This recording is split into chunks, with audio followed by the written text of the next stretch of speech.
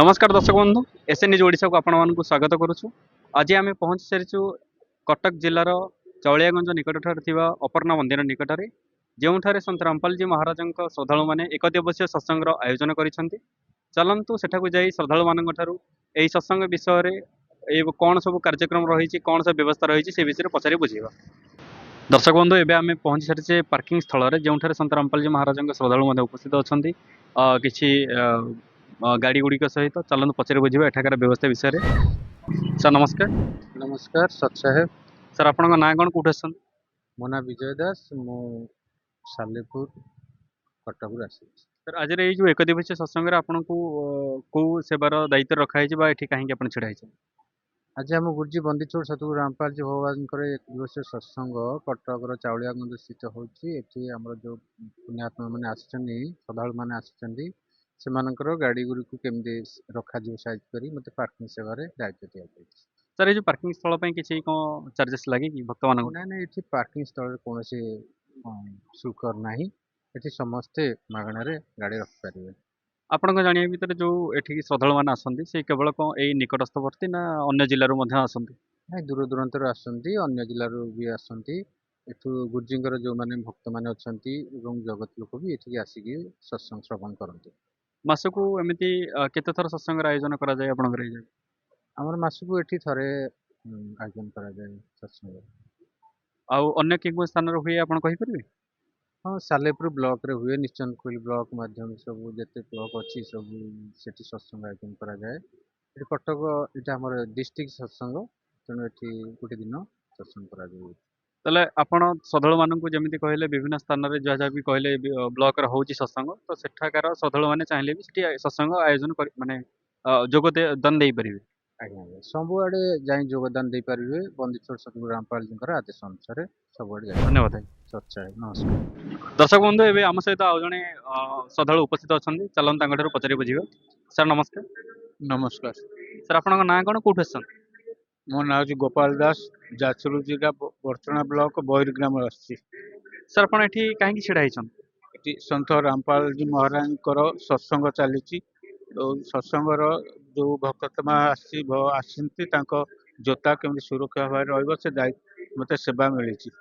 एठाक आसुवा श्रद्धालु मान प्रत्येक सेवार विभिन्न प्रकार सेवादार को दायित्व रखा जमी आसुवा श्रद्धालु मैंने सुविधा निजर समस्त सेवा को ठीक ठीक भाव में पाई। धन्यवाद। दर्शक बंधु एवं आम आसी पहुंची सारी सत्संग स्थल जो श्रद्धालु मैंने अति निरवतार सहित सत्संग शुणुंट। चलतु आम देखा कि भाव में तार व्यवस्था कराई बहुत सुंदर देखा परिवेश। मु कैमेरामैन को अनुरोध करी से एठाकर समस्त सिस्टम को आपण को डिटेल्स देखा पारे।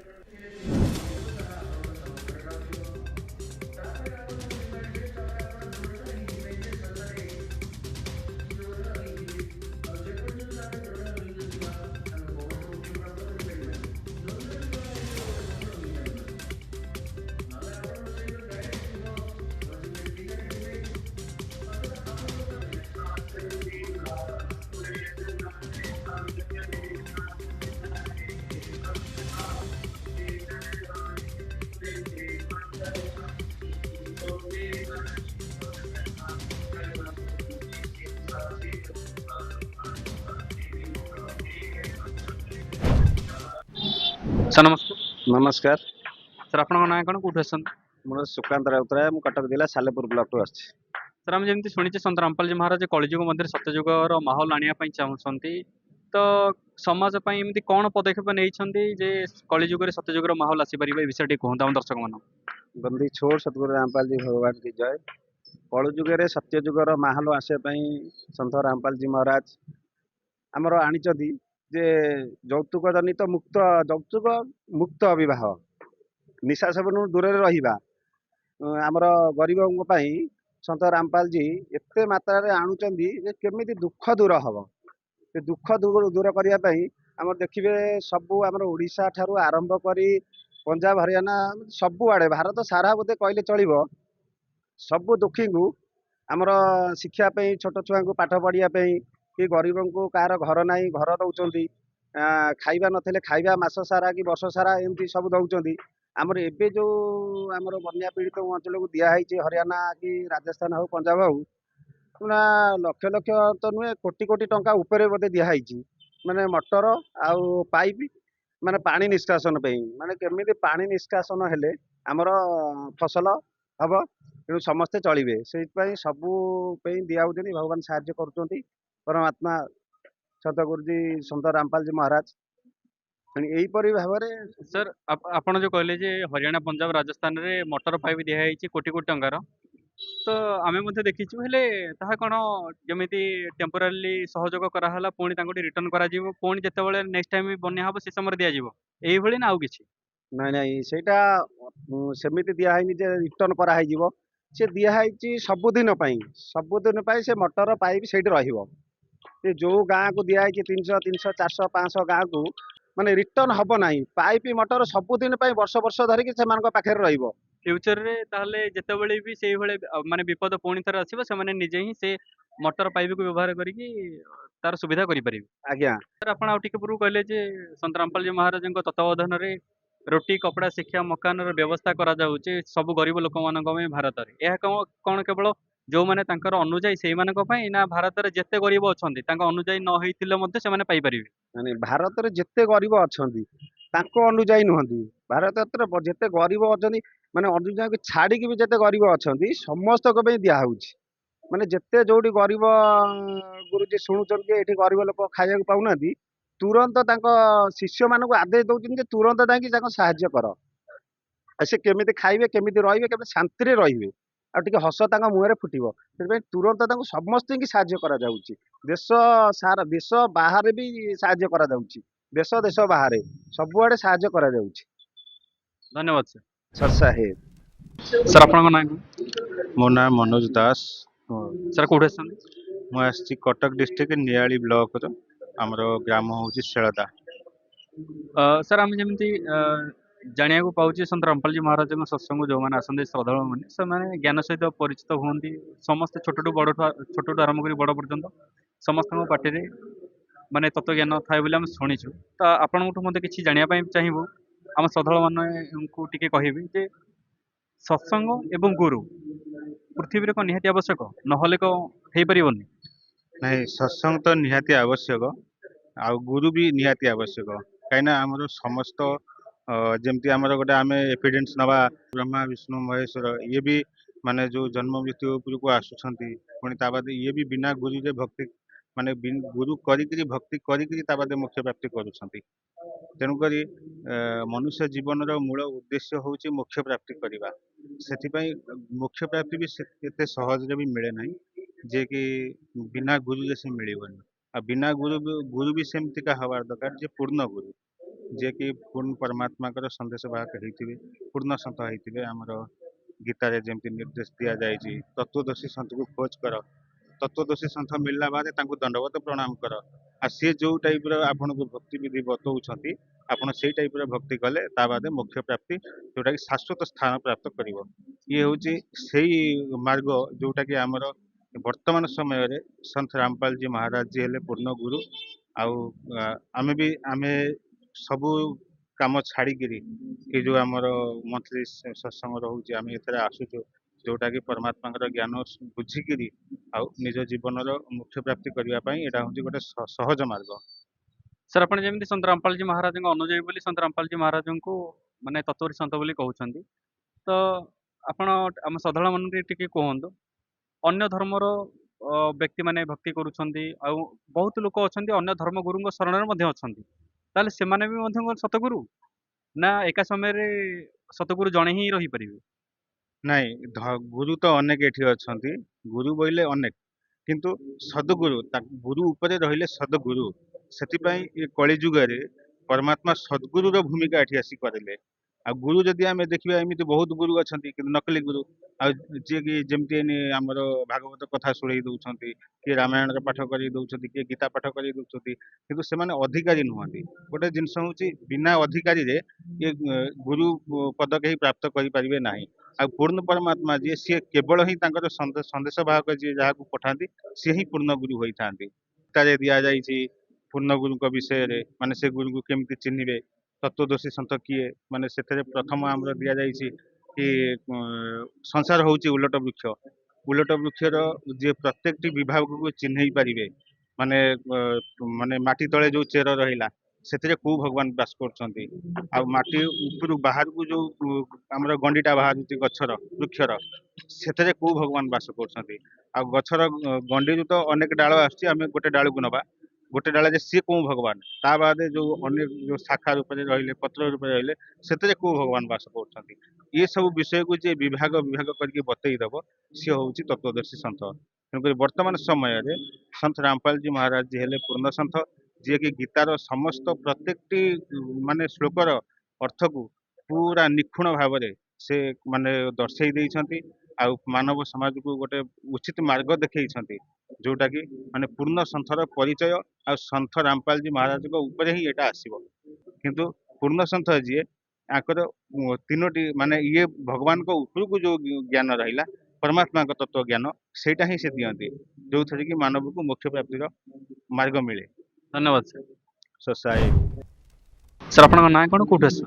मु उमेश दास कहूँ जगतसिंहपुर जिलार आमर दरबा ग्राम आसी अच्छी सर आम जमी जाचे जे संत रामपाल जी महाराज सत्संग समय को बहुत श्रद्धालु मैंने आसुँच आपण मैंने आसी तो आपन जानापी चाहिए आप कौन कर मु जड़े मेडिसिन रिप्रेजेंटेटिव मेडिसिन सब डॉक्टर पाखे जाई मेडिसिन होलसेल रे मु काम करूँ मु आसी केवल माने आत्म मनीष केमिति आत्मकल्याण पाइबापी ए जगत केमिति उद्धार पाइबापी ए सत्संग श्रवण करने को सत रामपाल जी महाराज सत्संग श्रवण करने को आसी अच्छी।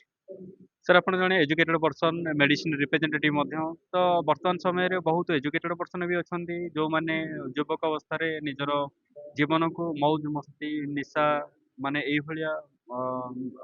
माने खराब कार्य नियोजित करके जीवन को बर्बाद कर दौरान तो से भी जीवन को जीउछंती माने मौज मस्ती तो से आपन भीतर डिफरेंस कौन आपन संदेश कौन रही?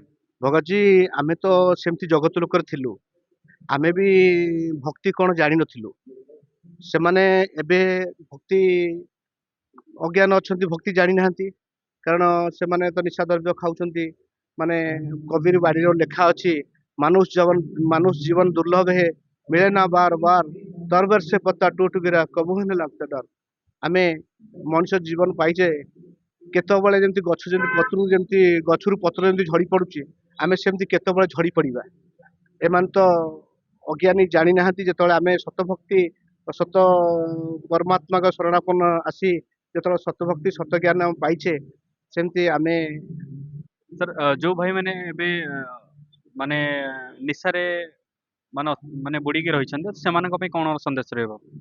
सेमान तो शुणु निशार तो बुड़ीक अच्छी माने एमान तो किसी जाना आज से निशा खाऊं काली से तापर मुहूर्तटा से जानी ना जे कि पुणी आमे निशा मुक्त पर 84 लक्ष जोनि की पुणी पलैबा 84 लक्ष जोनि की पलै किए कुकुर बेंग माकड़ घोड़ा एमती मनुष्य जन्म पाइपर एमती पुणी 84 लक्ष जन्म घटी एमती से पुणी चली नर्क को ताले से भली दुर्गति हवा पूर्व भक्ति करिया निहाती आवश्यक भक्ति करिया निहाती आम दर्शक बंधु को आपण ए विषय जनइली आपन बहुत बहुत धन्यवाद।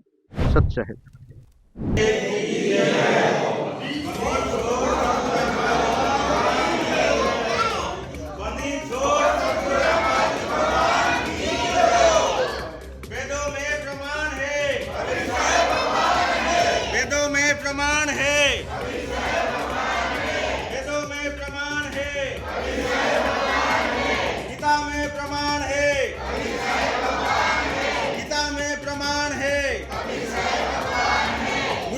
में प्रमाण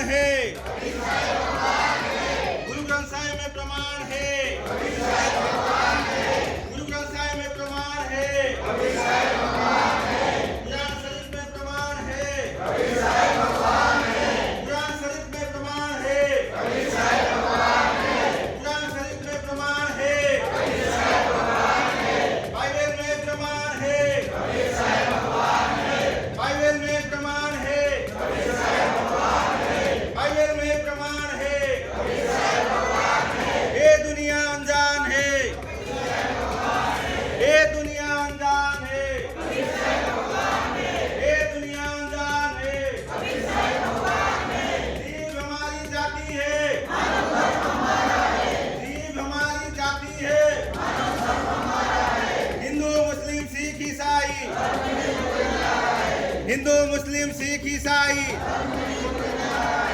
अमर करूं सतलोक पठाऊं,